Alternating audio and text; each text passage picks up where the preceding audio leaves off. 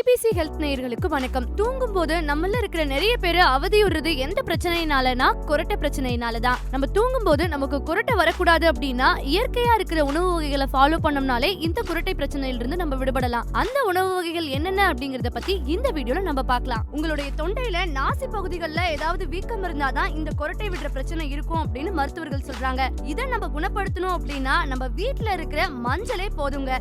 இந்த மஞ்சளை யூஸ் பண்ணோம் அப்படின்னாலே குரட்டை பிரச்சனையிலிருந்து நீங்க விடுபட்டலாம். சரி, இந்த மஞ்சளை எதோட கலந்து குடிக்கணும் அப்படிங்கறத பத்தி இப்போ நான் உங்ககிட்ட சொல்றேன். 1 டம்ளர் சூடான பால்ல 2 டீஸ்பூன் மஞ்சளை மிக்ஸ் பண்ணிக்கோங்க.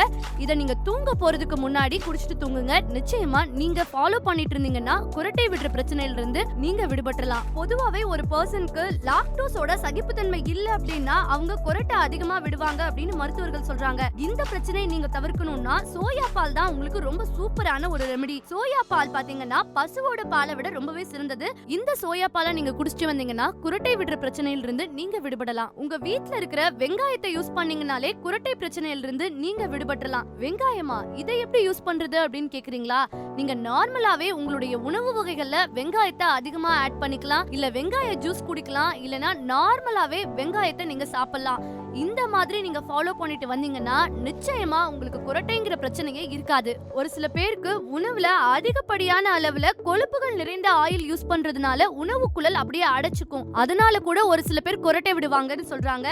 இந்த மாதிரி ப்ராப்ளம் இருக்கிறவங்க நீங்க சமையலுக்கு ஆலிவ் ஆயிலை யூஸ் பண்ணலாம். அதுவும் உங்களுக்கு குரட்டை விடுற பிரச்சனையில இருந்து விடுபடுறதுக்கு உதவும். நீங்க டெய்லியுமே தூங்க போறதுக்கு முன்னாடி தேன் கலந்த சூடான நீரை குடிச்சிட்டு தூங்கலாம். இதனாலும் குரட்டை விடுற பிரச்சனையில இருந்து நீங்க விடுபடலாம். ஏன் அப்படின்னா தேன்ல அலர்ஜி எதிர்ப்பு பண்புகள் மற்றும் நுண்ணுயிர் எதிர்ப்பு பண்புகள் நிறையவே நிறைஞ்சிருக்கு. உங்களோட உணவு வகைகள்ல அதிகப்படியான அளவு நீங்க பூண்டை சேர்த்துட்டு வந்தீங்க அப்படின்னாலும் நிச்சயமா உங்களுக்கு குரட்டை பிரச்சனை இருக்காது அப்படின்னு மருத்துவர்கள் சொல்றாங்க. சோ நார்மலாவே நம்ம பூண்டையும் வெங்காயத்தையும் சாப்பிடலாம். இதனால இந்த ப்ராப்ளம்ல இருந்து நீங்க விடுபடுவீங்க.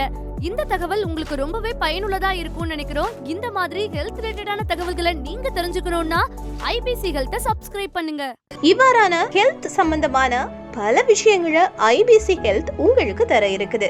இந்த வீடியோ உங்களுக்கு பிடிச்சிருந்தா இந்த சேனலை லைக் பண்ணுங்க, சப்ஸ்கிரைப் பண்ணுங்க, உங்களுடைய நண்பர்களுக்கு பகிர்ந்து கொள்ளுங்க.